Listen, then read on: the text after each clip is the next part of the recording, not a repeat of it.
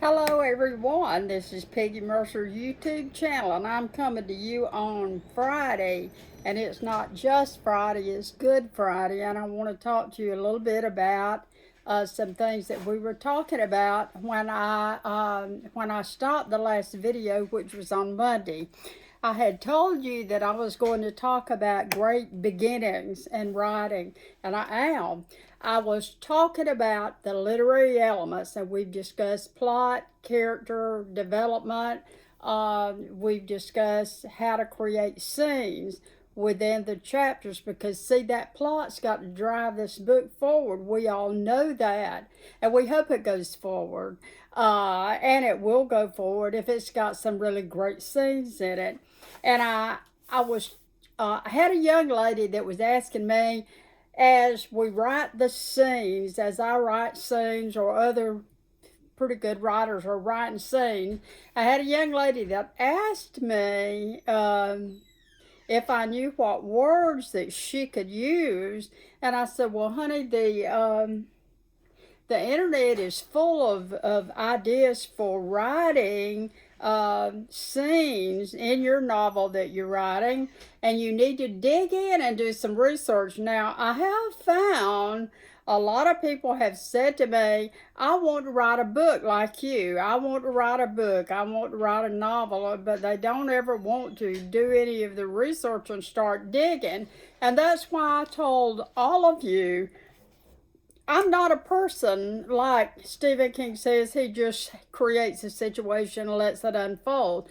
I can't write like that. I'm a person who has to outline, even if it's sketchy, even if I'm just jotting down a few notes and saying, this happens in this novel, and then I'm going to have 12 chapters or 20 chapters or 5 chapters, depending on the age group that I'm writing for. And this is kind of basically what's going to happen, and here's how I'm going to write, and here's how I'm going to control it. Sorry, I sounded a little bit like cornbread then, didn't I? But anyway, as you go through your writing, you want to do great writing. You don't want to just rant, rave about this, that, and the other, and the characters have no personality. What's in it for the reader? Ask yourself that. Are you a total flop as a writer? What can you do to improve your writing? Listen, I know what to do, and that's why I'm here today. I'm talking to you about how to write. And I was telling a young lady that I met that was quizzing me near the hamburger meat, actually in Walmart. I was telling her, you have to create great writing, and she was asking me about words, and I said, there are really, really good articles on the internet, and I haven't looked through a lot of those. I'm just talking off the cuff here about what I know and what I've learned in my lifetime about writing great scenes, and I've listened to some really, really great people. One of the best workshops that I've been to in a long time, Southeastern Writers Association, which in the original beginning was the Dixie Council of Authors and Journalists, of which I was a charter member. And we used to go down to Jekyll Island, just have so much fun. And I was just a 20-year-old starting out with my writing, and I learned so much. In Atlanta, at a conference I went to a few years ago, I listened to some really great writers. One of them that was talking about children's books, of course, was Patricia McLachlan, one of the queens of writing for children. And I will read you a little bit of a sentence that she wrote in one of her books. In talking about writing scenes for your chapter, we want to have great beginnings in those scenes, just like the overall novel. This is easy to understand, I think, for you. If you have these great scenes in your writing, you look at these great scenes as a hook. This first opening sentence of each chapter is going to hook that reader into reading that chapter, just like the opening sentence for the book what is the opening sentence? It's going to make the reader want to read the next sentence. Then it's going to make the reader want to read the next sentence. And so that hook sets the tone for that writing. Now, because it's Good Friday, and all of us in this great land that we live in, most of us are good Christian people, and we like to see Easter come along. To me, it's one of the most holy times of the year. Absolutely love Easter. And I love the idea that the Easter story of Jesus rising from the grave, as people say, it was the end of his, it was the beginning, folks. It was the greatest beginning of a story ever told. Now, one of the great opening sentences for a book, this little book here, was my grandmother's Bible. My grandmother's Bible was given to my mother on the day that she died. The brothers and sisters went to the house and were gathering up stuff that they were going to carry home with them. And they all agreed to give this little book to my mother. Lots of Bibles in my family. All of my family is good Christian people, and they love to read their Bibles. In the Bible, in the book of Genesis, of course, the beginning of the Bible, it says, in the beginning, God created the heaven and the earth. I cannot tell you what that opening sentence does for the reader. In the beginning, God created the heaven and the earth. Do you know what that means? That means that He created us. It says in this wonderful little book here that He knew us before we were in our mother's womb. Do you know that we played among the stars, and that we had a spiritual life, and we then came on our earthly journeys? But our Father God knew us when we were in our before we were in our mother's womb. So what a great opening sentence. Do you know that sentence just gives me chills? It just validates me as a earthly being, with a spiritual being with an earthly body. And I can't tell you how much I love that. So when you write your chapter, or when you start the scene, the chapter, you've got to start with a bang. You've got to say something profound. Now, it doesn't have to be a lot of noise about it, or any distraction, and you can keep it simple. Some great beginnings are written with narrative, are written with adverb viewpoints, and I'll talk to you a little bit later about some of the devices that are used in writing these scenes. Now, when I saw Patricia McLaughlin in Atlanta, I was just loving her books, her series, especially that she wrote for children, Sarah Plain and Tall. I can't tell you how many children's groups that I've read that book to. And in her book, I was looking at a while ago, Caleb's story, the opening sentence is, come find me, Caleb. Come find me. You come find me, Caleb. Come find me, Caleb, called my little sister, Cassie. And I can't tell you how much I love that. It alerts the reader to a child that's hidden and wanting the brother to come. Now, when I wrote this book, which this one doesn't have a seal, but this is the book that won me Georgia Author of the Year in 2011, and that, of course, was supported by the Endowment for the Arts all over, and I just am so proud of this. And the opening sentence is, we have to turn it over to the Lord, said Pa, on the ride to Pinecone Church. And you know what? The reader immediately knows that they've got a big problem, because they're going to try to turn it over to the good Lord. In this particular book here that I love so much, by the River Piedra, I sat down and wept. I cannot tell you, because you probably already know, that my very favorite author in this world that we live in is the Brazilian author Paulo Coelho.